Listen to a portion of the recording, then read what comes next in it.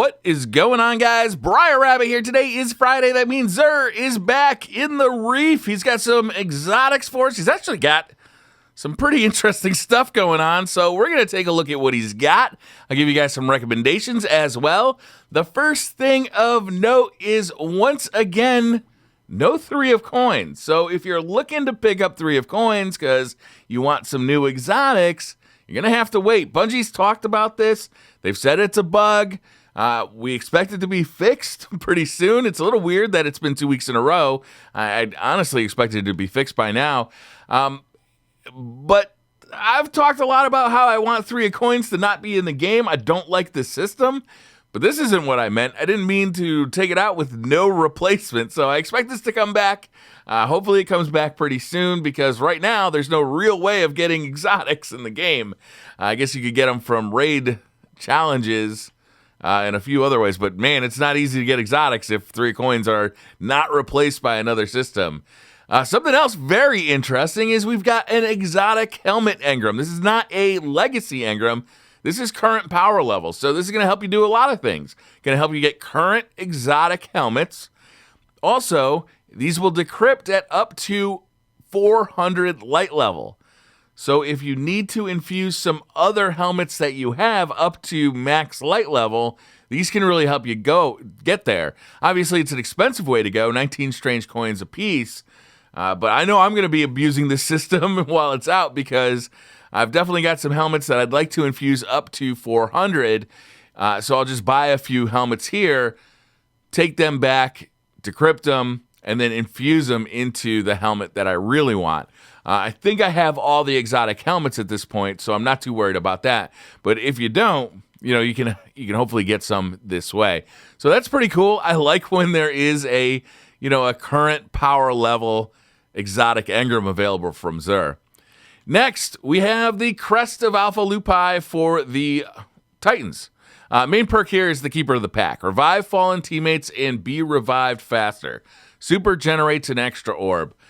I don't ever really find a use for these anymore. They used to be really valuable in Trials of Osiris, because you could basically run past a fallen teammate, revive them on your way by, and just keep going.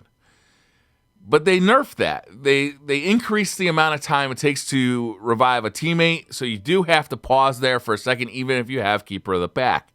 So since they did that, it just doesn't seem all that worthwhile to run these exotics. So I don't. Although, if you are going to, a special ceremony, or you just want to look your best as a Titan, Crest of Alpha Lupi is probably going to get you there. This one comes with increased strength, increased intellect, scout rifle ammo, fusion rifle ammo, arc recovery, and arc armor. Next up, for the hunters, we got the Don't Touch Me gauntlets. Main perk here is defensive reflex. Taking damage from a melee attack makes you briefly invisible. The only time I can ever remember wanting to use this was at the beginning of the Crota's End raid, with all the thralls running around. If one of them got a melee off on you, you'd go invisible, and then it'd be smooth sailing for basically the rest of the encounter. I've never found a use for these in PvP. I've never found a use for these past that encounter in PvE. I mean, they have a really specific use. It's in very old content, 2 years old at this point. So unless you're just collecting every exotic, I wouldn't even pick these up. Increased discipline, increased strength, switchblade, momentum transfer, auto rifle loader, rocket launcher loader. Look, it's a perfect setup for a Crota's End raid. But yeah, skip those, definitely. Apotheosis Veil is an interesting exotic. The main perk here is Private Reserves. Immediately regenerate health, melee, and grenade energy upon activating your super. All right, that's good, right?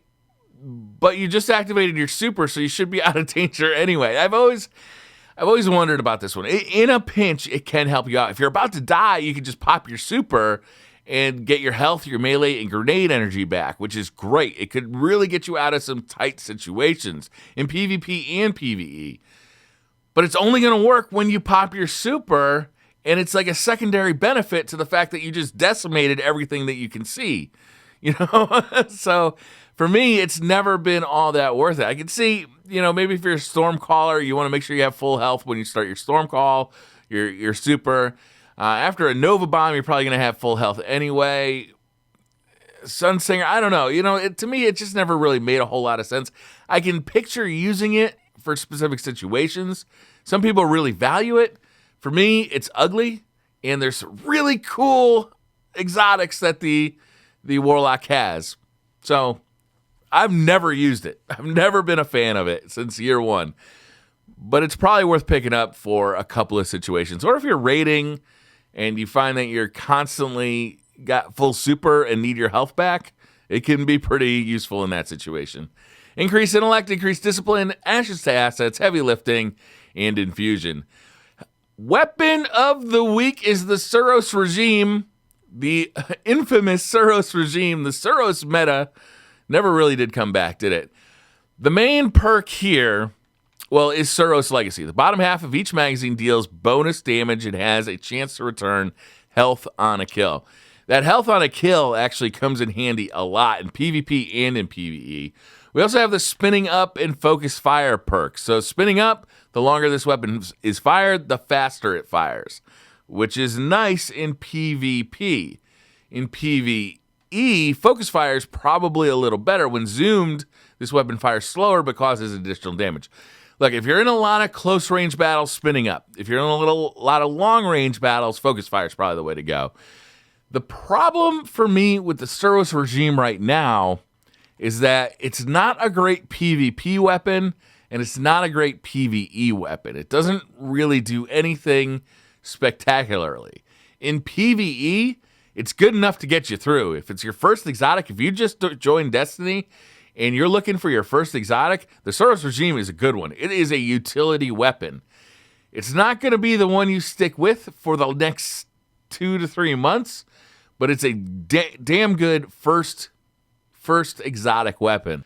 All right, next up for Curios, we got the Plasma Drive and the Stealth Drive to upgrade your blue rare Sparrow to legendary status and change the color of its contrail. We've got 2 kinds of heavy ammo synthesis now. You can buy 3 packs of heavy ammo synth for 1 strange coin or 10 packs for 3 strange coins, and glass needles to reroll your exotics. And motes of light and exotic shards. I'm glad exotic shards are back because those kind of got to be a pain in the ass. So it's nice to see that you can just pick up a few of these and have them in reserves for when you want an upgrade and exotic. So that's going to do it, guys. Thank you very much for watching. And not a bad week for Xur. I understand that the exotics he's actually selling aren't that strong, but being able to buy an exotic engram is always a good thing. And the Suros regime is a good weapon. So that's going to do it for this week, guys. Thank you very much for watching. Hit that like button if you liked the video. Hit subscribe if you're new to the channel. And I'll see you guys next time.